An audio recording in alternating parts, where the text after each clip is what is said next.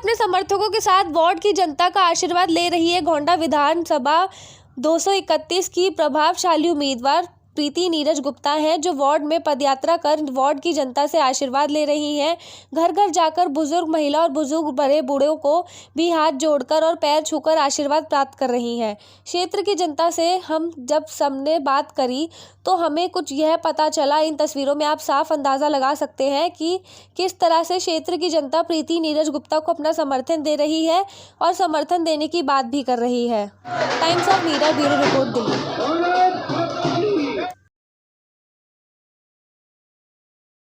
का समर्थन इतना अच्छा रहा, पूरा क्षेत्र ने हमको पूरा समर्थन दिया है। क्या कुछ कहेंगी जनता से मिल रही है? क्या कुछ किसी प्रकार की समस्याएं बता रही है? आज मैं इस क्षेत्र में गई थी, उन्होंने कुछ बुजुर्ग महिलाओं ने समस्या बताई थी। उन्होंने कहा कि हमारी वृद्ध पेंशन नहीं हो रही, शराब के ठेके खुल चुके हैं, यहाँ की सड़कें नहीं बन रही हैं और यहाँ की व्यवस्था देखो, गंदा पानी आ रहा है, ना लाइट मिलती है, ना राशन कार्ड है, ना वृद्ध पेंशन है। इसलिए उन्होंने अपनी इतनी व्यवस्था बताई कि हम बुजुर्ग हो गए, हमारे पास मतलब कि मेरा आदमी ख़त्म हो गया है, कुछ नहीं है, अब इस समस्या को कौन हल करेगा। उन्होंने बहुत कुछ बताया है। तो क्या आश्वासन देंगी उनको इस समय जो आपने उनकी समस्या सुनी?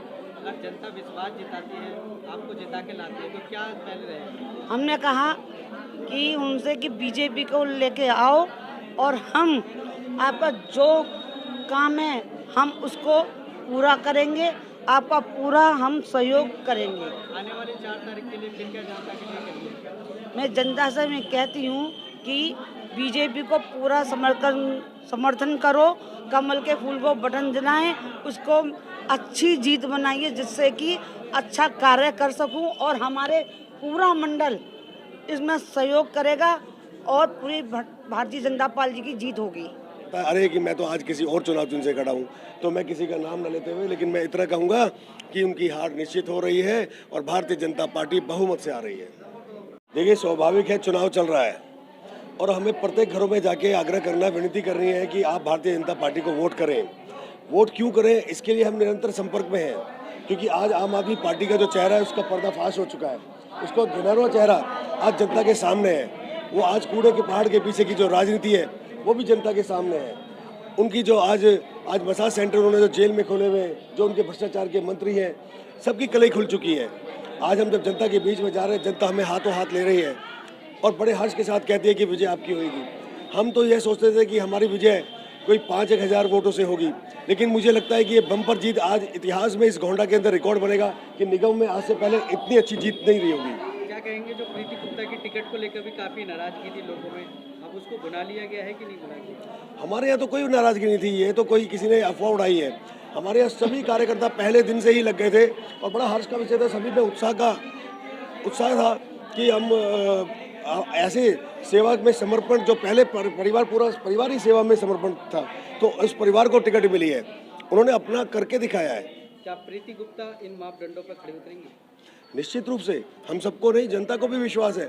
वो इतनी सरल और सौम्य व्यवहार की है और इतनी शिक्षित महिला है, MA है, PhD है, बाकी दूसरे कोई कैंडिडेट उनके सामने नहीं टिकता, वो कहीं नहीं टिक पाएंगे इनके सामने। और वो अपने पूरे जो अपने कर्तव्य आज भी वो सेवा कर रही है। तो हाथ जोड़कर विनती करूँगा कि आप प्रत्याशियों में यह जरूर तुलना करें कि ये प्रत्याशी एक सेवा को समर्पित होकर आया है और एक प्रत्याशी अपना यह भाव दिखा रहा है कि उसको केवल महत्वाकांक्षा है चुनाव लड़ने की।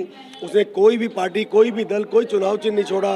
वो खुद भी कंफ्यूज हो जाता है कहते कहते कि भैया मेरा चुनाव चिन्ह, कभी हाथ बोल देता है तो कभी पद यात्रा बहुत बढ़िया चल रही है।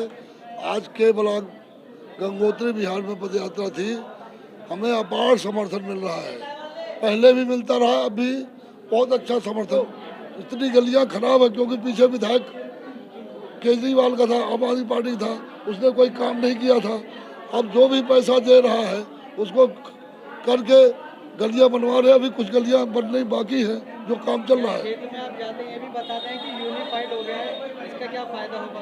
एकीकरण का क्या फायदा? एकीकरण से बहुत राहत हुए क्योंकि नगर निगम में जो है पहले खर्चा बहुत ज़्यादा बढ़ गया था।